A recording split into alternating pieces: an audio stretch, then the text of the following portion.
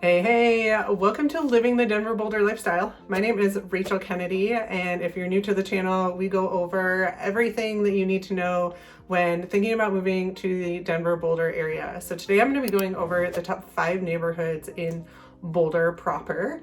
And before we dive in, I would love to have you hit that subscribe and that notification button so that you get notified every time I put new videos out, which is every Saturday afternoon.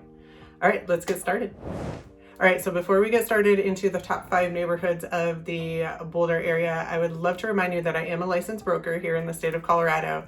So as much as I love putting these videos together to help you kind of decide where you want to land when you move out here to the Denver Boulder area, I would love even more to actually help you with those real estate needs when you're ready for that move. So please feel free to hit me up on that email or that phone number that is popping up on your screen below. I am the person who personally responds, and I would love to hear from you. Okay, so our first neighborhood that we're going to dive into is downtown Boulder proper. Now, downtown Boulder surrounds Pearl Street, and if you're not familiar with what Pearl Street is, it is a pedestrian-only street with tons of shops and restaurants and coffee shops, all kinds of stuff. It is very touristy down there, so if you come to visit Boulder, you will for sure find yourself on Pearl Street. They do have some great restaurants. It's just a really cool place to hang out. Sometimes on the weekends you'll find street performers. It's just a really great place to people watch. So downtown Boulder, the neighborhood itself is going to have great walkability. You're going to be within just a couple blocks of being able to walk yourself over to Pearl Street. And there, of course, is some overspill outside of Pearl Street of other restaurants and coffee shops and stuff who've set themselves up, just a block off of Pearl Street. So that's really its biggest attraction to downtown Boulder, is just the walkability of it. So if you love the Boulder vibe, but you want to stay within all of the nightlife and the activity, downtown Boulder is going to be a really great place for you to land. Now, the average price point in downtown Boulder is $1.3 million, and you will find that in an array of either 1-bedroom, 1-bath condos, all the way up to multi-million-dollar single-family homes with 5,000 plus square feet. So downtown Boulder's housing market really runs the gamut in terms of what you can find. Now, that 1-bedroom, 1-bath condo in downtown Boulder is, of course, not going to be a $1.3 million condo. You'll find yourselves in the lower $300,000 to $500,000 range for that 1-1 condo. But those single-family homes are definitely going to be into the $1 million range. All right, and our number 2 neighborhood that we're going to dig into is called the Mapleton Hill area. Now, Mapleton Hill and downtown Boulder are right next door to each other, and they're only separated by Broadway, which is the major thoroughfare, kind of the border street between the two neighborhoods. But they feel very, very similar. The biggest difference is going to be that Mapleton Hill area is a little bit further separated from all of the activity of Pearl Street and what encompasses downtown Boulder. So if you're looking for good walkability, but you still like to have some quiet around you, then Mapleton Hill area actually might be a really great option. It is Boulder's biggest historic district, meaning that any changes to any of the homes within Mapleton Hill area have to be approved by the historic committee. And that's just exterior changes. Any interior changes you can do at your will, but any exterior changes to those homes within that historic district have to be approved so that it doesn't change the feel or the vibe of the Mapleton Hill neighborhood. So that's a pro if you want to make sure that the vibe and the feel of the neighborhood that you're buying into stays that way, and that properties aren't going to be scraped and modern new builds built up. But it is another step with some red tape if you want to make any changes to the home you're buying. Mapleton is actually named after Mapleton Ave, which is a tree-lined park-like avenue that runs through the neighborhood. Big, huge, mature trees, really beautiful homes on either side of the street, and that's kind of its namesake.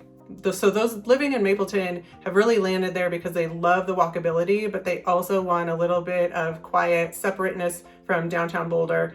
And they also have a little bit easier access to those hiking trails that really attract a lot of people to Boulder. The average price point in Mapleton Hill is going to be $1.5 million, and the housing inventory is going to be made up of a handful of condo options, with the majority being single family homes. And most of those homes, because this is a historic district, were built in the late 1800s into the early 1900s. So you're going to see quintessential Victorian modern charm on the outside, with a lot of those homes having modern updates in the inside. All right, and our third neighborhood is the Whittier neighborhood. Now, this neighborhood is also a border neighborhood to downtown Boulder, but instead of being on the west side like Mapleton, we are going to be on the east side of downtown Boulder, closer to 28th Street, which is one of the major thoroughfares through the city of Boulder. The people that choose to live in Whittier are usually attracted to Whittier for its convenient walkability to downtown Boulder and more modest housing prices compared to downtown itself and the Mapleton Hill area. The downside to living in the Whittier neighborhood is that you are on that eastern side, so you aren't going to have as easy access to those hiking trails as you do in the Mapleton area. And you're also going to be closer to 28th Street, which, as I mentioned, is a major thoroughfare through Boulder. So you're going to have a lot of traffic on 28th Street, not necessarily through the neighborhood, through Whittier itself, but you will definitely feel a little bit more activity. But the pro is that you also have more walkability off of 28th Street as well. The average price point in Whittier is $1.2 million, and when we compare that to downtown Boulder at $1.3 million and Mapleton at $1.5, you can see you get a little bit more bang for your buck in the Whittier neighborhood. And the housing inventory in Whittier is going to be made up equally of condos, townhouses, and single-family homes. Now, in Whittier, we're not in a historic district, so you're not going to have to worry about making any changes to the exterior of your home, but keep in mind that other residents can also make changes, and that may change over the years the feel of the neighborhood itself. All right, and our fourth neighborhood is called Lower Chautauqua. If you have ever been to Boulder, you've probably visited Chautauqua Park, and Lower Chautauqua is actually located just across Baseline from Chautauqua Park. I personally would find this a pro because I love Chautauqua Park. It has some great hiking trails, really challenging going up those flat irons. However, it is a total tourist attraction, so on the weekends it does get really busy, so I would just keep that in mind. Oh, hey Pocket. I personally really love Lower Chautauqua. It's probably my favorite location. You're just a 10-minute drive up Flagstaff Road to take you into a complete Colorado mountain feel, or alternatively, you're just a 10-minute drive away from downtown Boulder for that nightlife and those restaurants and coffee shops. So you really get the best of both worlds. The average price point of homes in Lower Chautauqua neighborhood is $2 million. Now this is going to be our highest priced neighborhood of all 5 of the neighborhoods that we're talking about. The homes in Lower Chautauqua are going to be built anywhere between the early 1900s all the way into the 2000s. So you're going to find a large array of architectural styles. You're going to find homes on nice large lots with big mature trees and nice wide streets. So it's really quite an impressive neighborhood. All right, and our last neighborhood on the list, number 5, is Table Mesa. Table Mesa is our southernmost neighborhood that we're talking about today and the farthest away from downtown Boulder by about a 10 to 15 minute drive. Now the pro is that this neighborhood feels very suburban, very quiet, great to let your kids play in the street, but just keep in mind that you don't have the walkability that you have in almost all of the other neighborhoods that we've talked about. There is a local shopping center with your nail salon and your grocery store right within the neighborhood. So you're not having to travel super far for the essentials. It's just when you want a night out. The pro is that you get yourself a little bit closer to a lot of hiking trails, and you also have beautiful views of the Flatirons because you're a little bit south of them rather than butted right up against them in all of the other neighborhoods that we've talked about. This is the only neighborhood that we're talking about today that does have a really nice park within the neighborhood. Harlow Platts Community Park has a great playground area, a disc golf course, and a small lake within the park that has walking trails around it.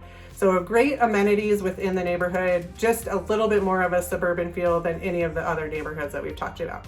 And Table Mesa is going to be actually the most affordable neighborhood on our list today at an average price point of $1.1 million. Now, almost all of the homes in Table Mesa were built in the 60s to very early 70s. So you're gonna find a lot of bi-levels, tri-levels, and ranch homes.